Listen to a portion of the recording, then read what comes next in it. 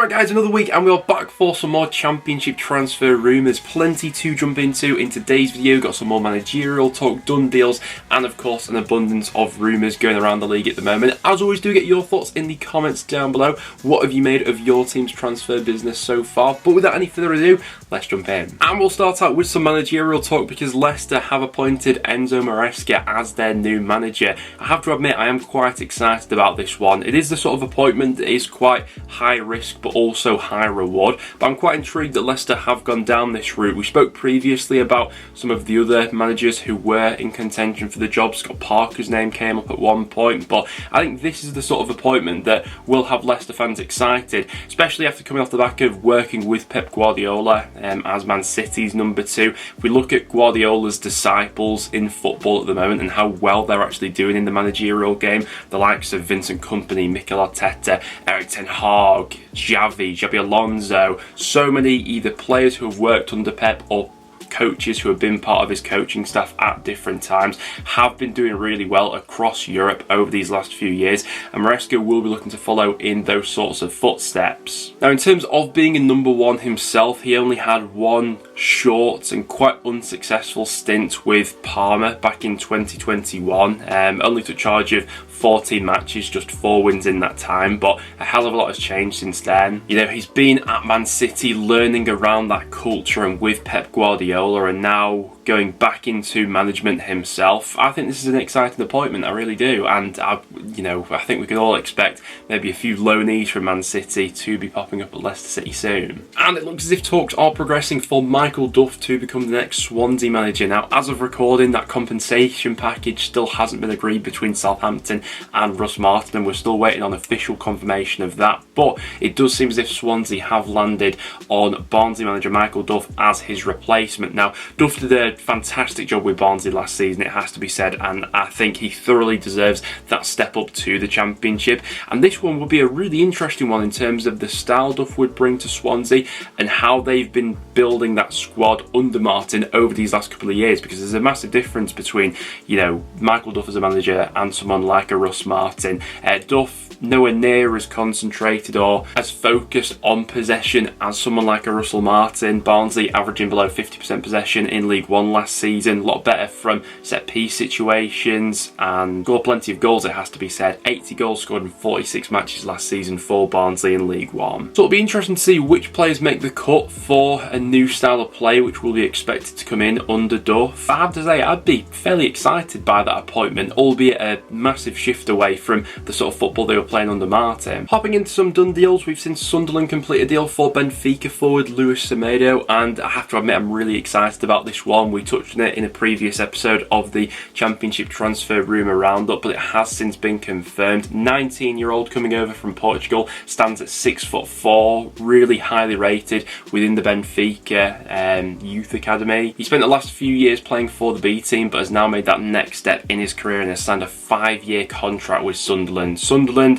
and their track record over these last couple of windows in investing in young players has been really positive, and someone like Semedo is another example of that type of recruitment. Speaking of young recruitment, Sunderland have also added Joe Bellingham to their ranks on a permanent deal from Bristol City, with a fee of around $3 million being agreed between the two clubs in the end. Birmingham coming into quite a bit of money recently with Joe Bellingham's move to Sunderland, along with Jude Bellingham's move to Real Madrid and the sell-on clause that Birmingham had within that contract.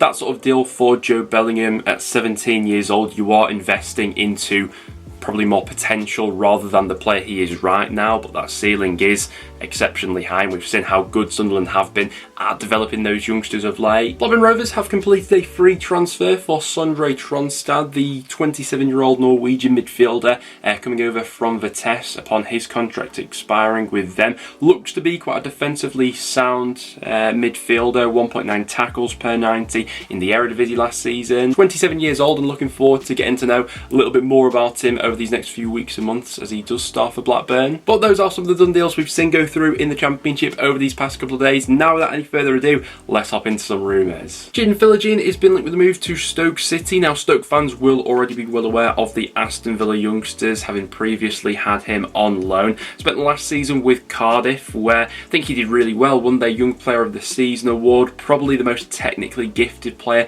in that squad as well. 5 goals, 1 assist across all competitions, but some worldy scored in that time. Like I say, very good technical player, can drop a shoulder really well and go past a man, and just someone who gets you off your seat and quite excited. He's 21 years old now, played in a variety of positions for Cardiff last season, but along with Stoke, there are also a few clubs from the Bundesliga who are also said to be interested. West Brom midfielder Jayson Molumby has been linked with a move to Leeds United. Now, Molumby, I think he's a really underrated Championship midfielder. We included him in our underrated Championship team of the season we did a few months ago, and I think that West Brom fans all clearly see what Molumby offers to that side. While on the ball he may not be the most technically gifted of players, his work rate off it is absolutely exceptional, and partnered alongside the right player in midfield, I just think you get so much out of a player like Molumby, who's a great facilitator for other players to go ahead and shine in that team, especially under Corberan. How Molumby's often the player to set the press, get them moving up the pitch and pressuring opposition players in tight areas, and definitely not to discredit what he can do on the ball either. So can see why Leeds would be interested, and it'd be interesting to see what sort of figure West Brom would be tempted to sell at. Cardiff, I'm sure, still interested in a permanent deal for Sorry-Cabra. He's got 1 year left on his current deal with FC Midtjylland. Obviously had a great loan spell there in the second half of last season, 8 goals, 1 assist in just 1,150 minutes. That's a goal every 143 minutes or so, which is a really decent return. However, they could face competition from Leeds United, who were also linked with the 27-year-old just a week or so ago. And Aaron Ramsey is being linked with a move back to Cardiff City as well. Now, this one, I mean, would be a spectacular move, you know, to get a big name like Ramsey in the Championship would be fantastic to see, potentially for Ramsey to see out the last few years of his career. He's 32 years old now, and he's spoken about his time at Nice in a recent interview, which has got a lot of people talking. While he's had some good moments on the pitch for the French side, he's also come out with some comments saying about how tough it's been for him to be away from his family for that extended period of time, and so that will obviously, you know, prompt up some rumours to come up about a reunion with him at Cardiff, where he'd be as close to his family as possible. Now, I see pros and cons to this move. The pros, obviously, you're getting a player with great experience, a real leader in that dressing room in Ramsey, who could potentially offer so much. On the flip side of that, wages and, I mean, his injury record or injury problems have been well documented over these last few years, and just how much that's affected him in these last few years of his career. The last time Ramsey started in more than 20 league matches, you're going all the way back to 2018. So how much of an impact would he be able to have over a full 46 game Championship season, when he's really only been playing around 1,000 minutes per season over the last few years of his career? Very interesting rumour though, and if the numbers were to match, I think it would be a nice one to see Ramsey back in a Cardiff shirt, but we'll have to wait and see. We have also had a bit of an update on the Nathan Tella situation. Burnley remain interested in the Southampton forward, and reportedly the Saints will be demanding at least 15 million to sanction his sale to Burnley this summer. But the latest reports also claim that Burnley wouldn't be prepared to match that figure for Tella right now. It'll be interesting to see if Southampton are willing to hold out for that price tag and actually keep the player around if Burnley don't go up and match that sort of price tag. And to be fair, I don't think that's unreasonable that Southampton are demanding that much. 17 goals, 5 assists last season in the Championship for Burnley, 23 years old, and also comes with that premium tax that English players get added on top as well. He's also contracted with Southampton until at least the summer of 2025, and so they're in no real rush to go ahead and sell him. And if no team is prepared to come in with that sort of figure, Southampton have got one of the top forwards in the Championship to rely on for next season. It's no secret that Luton are after a new goalkeeper heading up to the Premier League, and they have been linked with the move for Blackburn Rovers' Thomas Kaminski. Now, Kaminski's in an interesting position at the moment. He had that injury at the start of the year,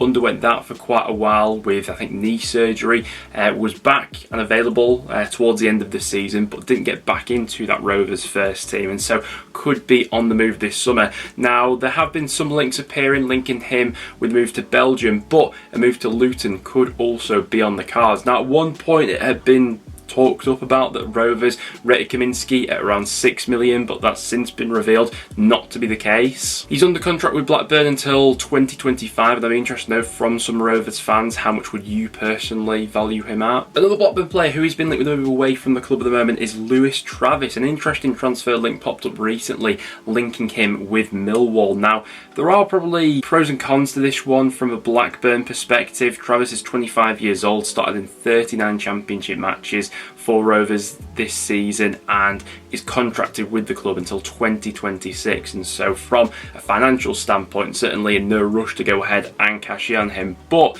there is maybe the argument that Travis isn't ideally suited to John Dahl Tomasson's system, and while he's probably not the most technically gifted of midfielders, I could see someone like Travis really thriving at a club like Millwall. Off the ball, so tenacious, 2.7 tackles, 1 per 90. He's only 25 as well and had plenty of championship experience already, so the price tag will be an interesting one, how much Millwall would have to fork out for Blackburn to be tempted to sell him. With some other big characters that have already left that dressing room this summer, the likes of Bradley Dack and Bertrand Diaz, someone like Travis leaving would also leave quite a hole to be filled from that standpoint. But if the money was right from Millwall, I certainly wouldn't rule out that sort of deal going through. Newcastle are said to be interested in West Brom goalkeeper Josh Griffiths. He played 10 games for West Brom in the Championship last season, spent the first half of the season out on loan at Portsmouth, but the goalkeeping position was a bit of a problem one for West Brom last season. Started the year with David Button in net, but that was a little bit of a disaster.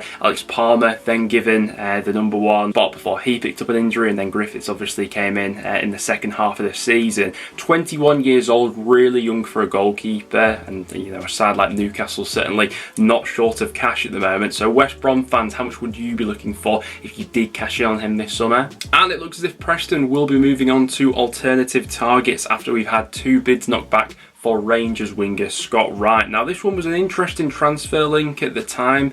So far under Ryan Lowe, we've not really played with much width and wingers. Usually it's been the wing backs providing that sort of cover out wide, but we were reportedly in talks for Rangers winger Scott Wright and wanted to bring him to Deepdale this summer, but after having a couple of bids knocked back, it's been reported now that we'll be moving on to other targets. We saw a very interesting transfer link emerge at one point with Ross Barkley being linked with a move to Middlesbrough, but local press have since reported that Middlesbrough haven't had any talks with Barkley and don't seem to be interested in any sort of deal as things stand. The 29-year-old has spent the season with Nice, but is now set to become a free agent. In 9 starts, 18 appearances from the bench, scored 4 goals, got 2 assists. Does seem as if he is more than likely to make his return to England this summer, but despite some recent transfer links to Middlesbrough, doesn't seem like that'll be a deal which is on the cards. But guys, there you have it. That will now wrap it up for today's video. Thank you very much for tuning in today. Some of the latest transfer rumours we've had going around the league. Any others, make sure to get them in the comments down below.